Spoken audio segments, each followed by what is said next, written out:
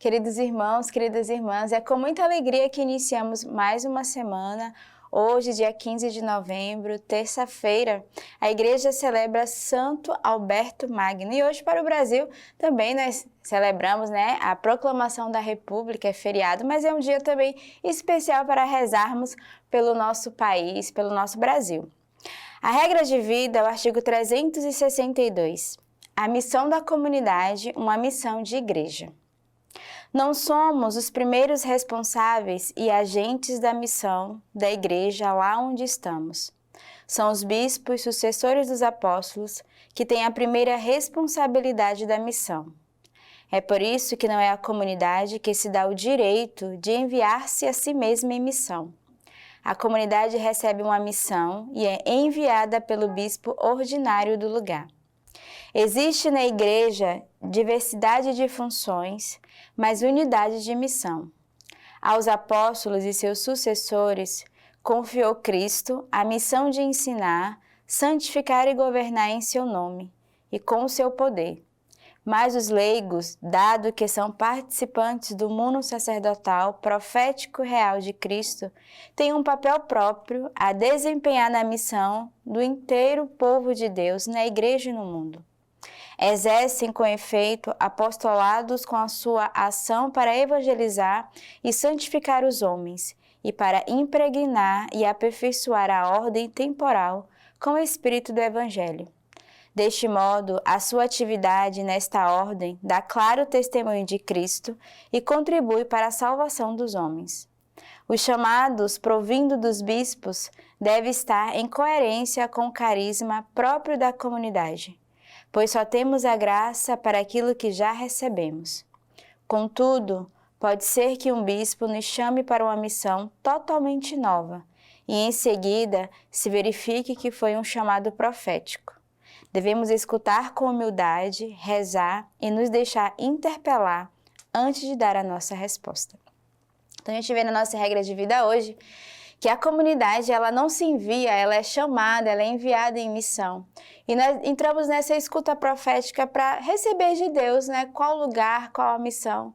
E de modo particular podemos rezar nesse final de ano, sempre final de ano apostólico é um tempo para recebermos os pedidos de novas fundações, novas missões. Então peçamos ao Senhor de sermos enviados aonde Ele quer para lançar o nosso carisma, para semear a semente da palavra. A leitura de hoje do livro do Apocalipse. O anjo da igreja em Sardes escreve: Assim diz aquele que tem os 7 Espíritos de Deus e as 7 estrelas. Conheço tua conduta, tens fama de estar vivo, mas estás morto. Torna-te vigilante e consolida o resto que estava para morrer, pois não achei perfeita a tua conduta diante do meu Deus. Lembra-te, portanto, de como recebestes e ouvistes. Observa-o e converte-te. Caso não vigies, virei como um ladrão, sem que saibas em que hora venho te surpreender. Em Sardes, contudo, há algumas pessoas que não sujaram suas vestes. Elas andaram comigo, vestidas de branco, pois são dignas. O vencedor se trajará com vestes brancas, e eu jamais apagarei seu nome do livro da vida. Proclamarei seu nome diante de meu Pai e dos seus anjos. Quem tem ouvidos, ouça o que o Espírito diz às igrejas.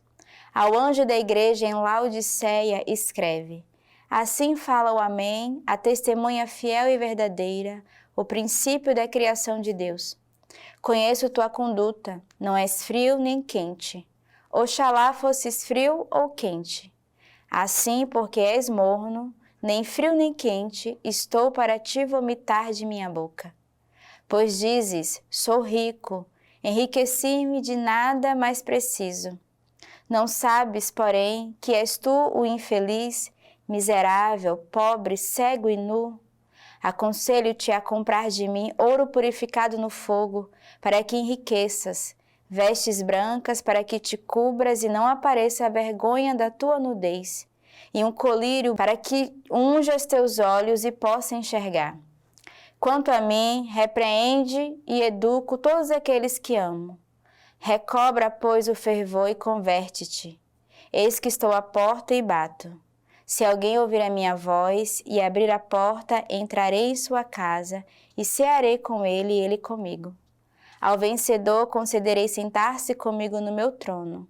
Assim como eu também venci e estou sentado com meu Pai em seu trono, quem tem ouvidos, ouça o que o Espírito diz às igrejas. É uma leitura muito bela e hoje o Senhor vai nos repreender e vai nos exortar da nossa conduta. Ele vai chamar a nossa atenção de como devemos nos portar e também ele vai nos convidarmos a sermos vigilantes e consolidarmos a nossa vida. E é impressionante porque ele vai fazer uma chamada de atenção de como está a nossa fé. Ele vai dizer que não devemos ser mornos, porque se nós estamos mornos, Deus vomita. Mas ele vai nos exortar, é melhor ser quente ou frio. Porque morno é uma pessoa que não tem fé, uma pessoa que não tem essa relação, essa intimidade com Deus. E ele vai fazer toda uma chamada de atenção a purificarmos a nossa vida, buscarmos uma vida em Deus, mas também ele vai nos convidar a uma conversão maior da nossa alma, a uma conversão dos nossos gestos, dos nossos pensamentos. E ele vai dar essa graça e dizer, aquele que se converte, aquele que tem o coração ardoroso, fervoroso, eis que estou à porta e bato. Se alguém ouvir a minha voz e abrir a porta, entrarei em sua casa e cearei com ele e ele comigo. O Senhor que deseja entrar na nossa casa para cear conosco. Mas é preciso que o nosso coração esteja ardente, quente, aberto para essa graça de Deus, para nos deixarmos de verdade que o Senhor entre e nos visite. O salmista de hoje, o Salmo 14. Senhor, quem pode hospedar-se em tua casa? Quem anda com integridade e pratica a justiça. Fala a verdade no coração e não deixa a língua correr. Não faz mal ao seu próximo e não difama seu vizinho. Despreza o ímpio com o olhar, mas honra os que temem o Senhor. Não empresta dinheiro com usura, nem aceita suborno contra o inocente. Quem age deste modo jamais vacilará. Então, a pergunta do salmista hoje, quem pode habitar na casa do Senhor? E ele vai dar toda uma lista daqueles que podem e aqueles que façam essa conduta não conseguem estar nos átrios do Senhor. Quem é que pode habitar na casa do Senhor? Aquele que tem o coração íntegro, reto, que pratica a justiça, que fala a verdade ao coração, que não faz mal ao seu próximo, nem difama o seu vizinho. Ou seja, o Senhor que nos dá essa graça através do salmista de termos um coração de amor e de caridade. Aquele que ama, que acolhe, aquele que tem um coração pobre, humilde, dócil, esse é chamado a habitar na casa do Senhor. E o evangelho de hoje, Lucas 19. Tendo entrado em Jericó, ele atravessava a cidade. Havia lá um homem chamado Zaqueu, que era rico e chefe dos publicanos. Ele procurava ver quem era Jesus, mas não o conseguia por causa da multidão, pois era de baixa estatura. Correu então à frente e subiu no sicômoro, para ver Jesus que iria passar por ali. Quando Jesus chegou ao lugar, levantou os olhos e disse-lhe, Zaqueu, desce depressa, pois hoje devo ficar em tua casa. Ele desceu imediatamente e recebeu com alegria. À vista do acontecido, todos murmuravam dizendo, foi hospedar-se na casa de um pecador. Zaqueu de pé disse ao Senhor, Senhor, eis que eu dou a metade de meus bens aos pobres, e se defraudei alguém, restituo-lhe o quadruplo. Jesus lhe disse, hoje a salvação entrou nesta casa, porque ele também é um filho de Abraão. Com efeito, o Filho do Homem veio procurar e salvar o que estava perdido. Então, mais uma vez, a gente volta no Evangelho de Zaqueu, nós vimos no mês passado, e o Senhor que insiste novamente em entrar em nossa casa, e Ele não olha a nossa condição. Ele entrou na casa de Zaqueu, um homem pecador, e o Senhor deseja entrar na tua casa hoje com os teus pecados, com as tuas fragilidades, para converter o nosso coração, para unir o nosso coração a Deus. Então façamos como Zaqueu hoje, abramos a porta do nosso coração, da nossa casa e deixemos Deus entrar, deixemos Deus nos visitar, purificar o nosso coração e a nossa alma. O santo de hoje para a nossa intercessão, Santo Alberto Magno. E nesse dia nós somos convidados a rezar também pelo nosso bispo garante, Dom Alberto Taveira, bispo de Belém do Pará, que carrega também esse nome desse santo intercessor. Celebramos neste dia a santidade de um grande santo da nossa igreja, o qual foi digno de ser intitulado de grande. Nasceu na Alemanha em 1206 numa família militar que desejava para Alberto a carreira militar ou administrativa. Partiu muito jovem para a Itália em Pádua, dedicando-se aos estudos das chamadas artes liberais, gramática, retórica, dialética, geometria, astronomia e música, ou seja, manifestando interesse pelas ciências naturais.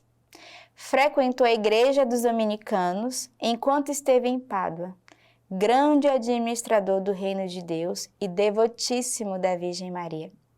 Optou pelos desejos do coração de Deus, por isso entrou para a família dominicana em 1223, a fim de mergulhar nos estudos na santidade e no apostolado. Após sua ordenação sacerdotal, seus superiores destinaram ao ensino em vários centros de estudos teológicos, anexos aos conventos dos padres dominicanos. Suas qualidades intelectuais permitiram-lhe aperfeiçoamento nos estudos de teologia na universidade mais célebre dessa época. A partir de então, Alberto dedicou-se às atividades de escritor. Em 1274, foi convocado pelo Papa Gregório X para favorecer a união entre as igrejas latinas e grega. Após o grande cisma do Oriente, Alberto esclareceu o pensamento de Tomás de Aquino, que havia sido alvo de objeções e até de condenações injustificáveis. Suas obras escritas encheram 38 grossos de volumes e, com testemunho, impregnou toda a Igreja de santidade e exemplo de quem soube viver com equilíbrio, graça à fé que não contradiz a razão. Entrou no céu em 1280, após falecer na cela de seu convento da Santa Cruz, na Colônia. Foi beatificado em 1622 e canonizado em 1931, quando o Papa Pio XI proclamou doutor da Igreja. 10 anos depois, o Papa Pio XII declarou patrono dos cultores das ciências naturais. Então, peçamos nesse dia a intercessão desse doutor da Igreja, Santo Alberto Magno, para cada um de nós. E a leitura patrística hoje é exatamente dos comentários do Evangelho de Santo Alberto Magno, bispo, pastor e doutor para a edificação do corpo de Cristo.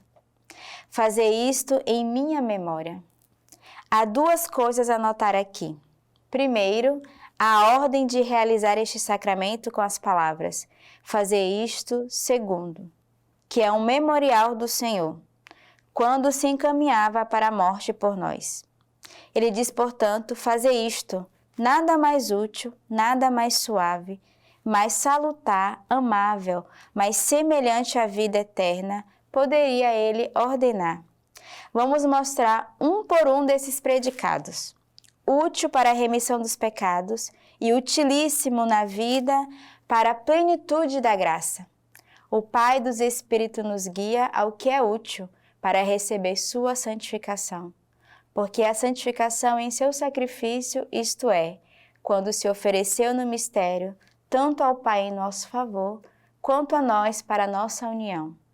Por eles, santifico-me a mim mesmo. Cristo que se ofereceu imaculado a Deus pelo Espírito Santo, purificará a nossa consciência das obras mortas para que servamos ao Deus vivo. E que Deus nos abençoe neste dia.